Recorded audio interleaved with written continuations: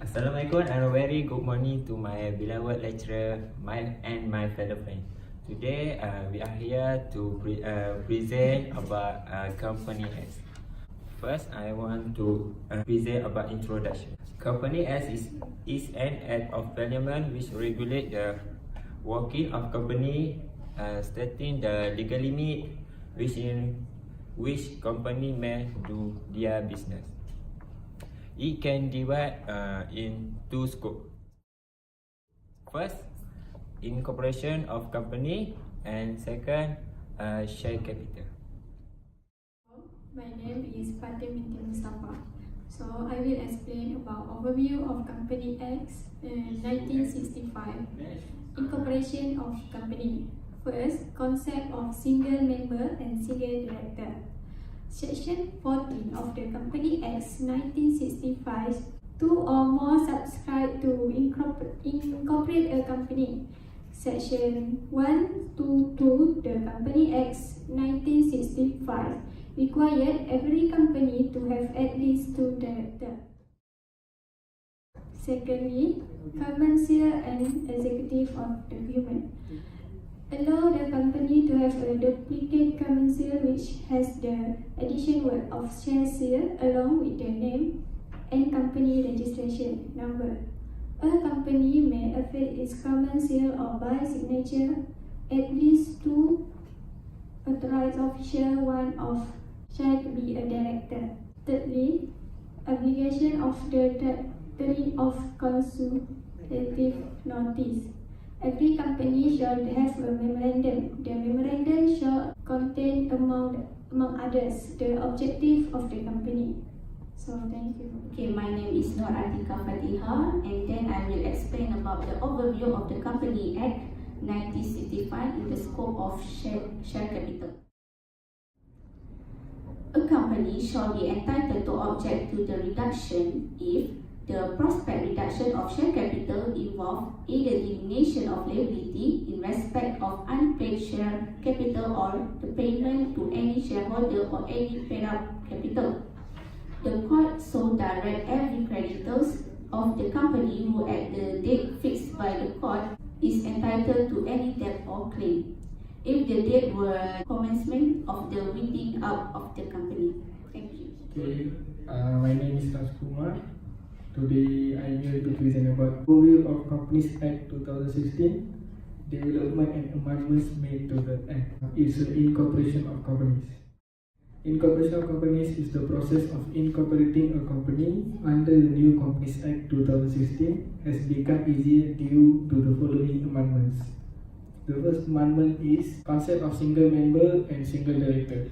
The acts are Section 9B and Section 9D of the Company Acts of 2016. The requirements of the acts are: a company shall have one or more members having limited or unlimited liability for the obligations of the company, and one or more members having limited or unlimited liability for the obligations of the company, one or more directors.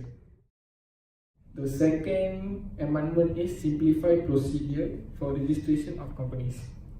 The acts are Section 14A of the Companies of 2016. The requirement of the act is provides that a person who desires to form a company should apply for incorporation to the registrar by way of electronic filing. The second act is Section 14(4) of the Companies Act 2016. The requirement of the act is the application for incorporation to be accompanied by a statement from which promoter or director confirming. The third amendment is common sale and execution of documents. A company may or not have a common sale, which gives the company option to have a common sale. If the company decides to adopt a common sale, the name of company and registration number must be engraved legible on the common seal. A company that has a common seal may have an official seal for use outside Malaysia. The fourth amendment is abolition of the doctrine of constructive notice. Under Section 31(1) of the Companies Act 2016, the requirements are: a company other than company limited by guarantee, may or may not have a constitution. The doctrine of constructive notice is now abolished under Section 39 of the Company Act 2016. No person shall be deemed to have notice or knowledge of the contents of the Constitution or any other document has been registered by the registrar or that is available for inspection at the registered office of the company, with the expectation of documents relating to instrument of charges. A company shall be capable of exercising all the functions of an incorporated company and have the full capacity to carry on or undertake any business or activity. The conclusion from incorporation of companies in Company Act 2016 is the simplified procedures for incorporating a company and the advance of being a business owner with separate liabilities from his business will provide a good start for helpful entrepreneurs to enter the business world. Thank you. Okay, my name is Nur Izzati Zulmiki Zabri. Now I would like to brief about overview of Companies Act 2016, about development and amendments made to the Act in scope of share capital. In Section C, it defines share as issued share capital of a corporation and includes stocks aspect where a distinction between stock and share is expressed and implied. Preference share. What is preference share? It is defined as a share by whatever name called, which does not entitle the holder to the right to vote on a resolution or to any right to participate beyond specified amount in any distribution, whether by way of dividend. But in Section 105, share or other interest of a member in a company is personal property and transferable. While in Section 71, it's provided that a share in a company other than preference share confers on the holder. The first development and amendment in this Companies Act is reduction of capital. There are 3 acts in this Companies Act, which is the first one is in Section 115. It's provided that a company may reduce its share capital by, in Section 116, a special resolution and confirmation by the court. And in Section 117, a special resolution by a solvency statement. The second development and amendment is Court Order for Capital Reduction. There are 2 acts, which is the first one in Section 116. It is a company may by a special resolution reduce the share capital of the company. While in Section 116, bracket 2, the requirement is to inquire as to the creditor of the company if the proposed reduction of share capital involve either diminution of liability in respect of unpaid share capital or the payment to any shareholder of any paid up share capital. Okay, and the last one for the development in this Companies Act is reduction of share capital by private or public company. There are 2 acts. The requirement in this Companies Act is a company need meet the solvency requirements if the reduction of share capital is solely by way of cancellation of any paid up capital which is lost or unrepresented by available asset.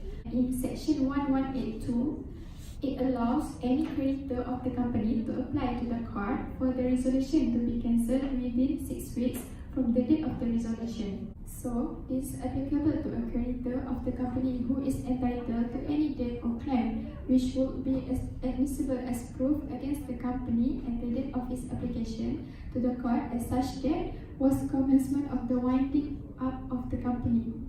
When such application is made under Section 1182 of the Companies Act 2016, the creditor shall serve the application on the company and serve a notice of the application on the registrar. Okay, next I will explain about the differences between the 2 acts in the scope of incorporation company. There are 4 types of details that I need to explain. The first one is the minimum requirement.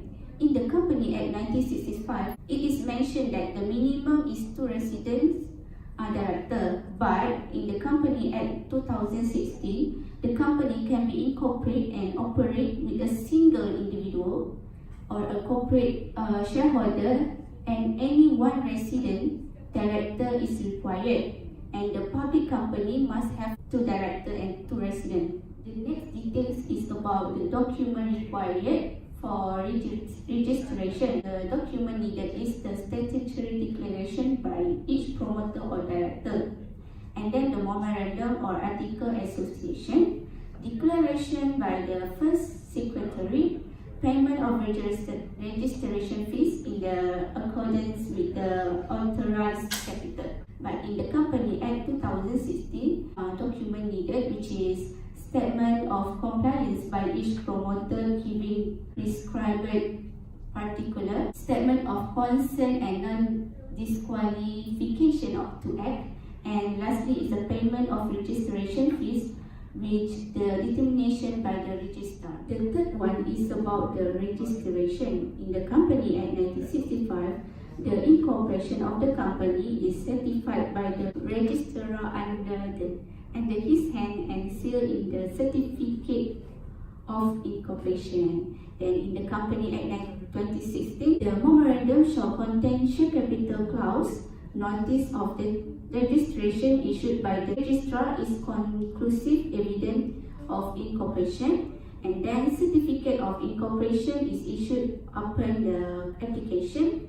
Then no constitution required and no authorized capital required. Okay, the last details is about the capacity of the company. Company Act 1965 mentioned that the object clause of a company define a company's capacity to carry out commercial activity in the memorandum of association. Any acts or action outside to the object clause are beyond the company's legal power and authorized. For example, is ultra vires. Then the Company Act 2016 mentioned that the company may choose not to specific, and then the unlimited capacity for the company. And lastly is remove the burden of third party.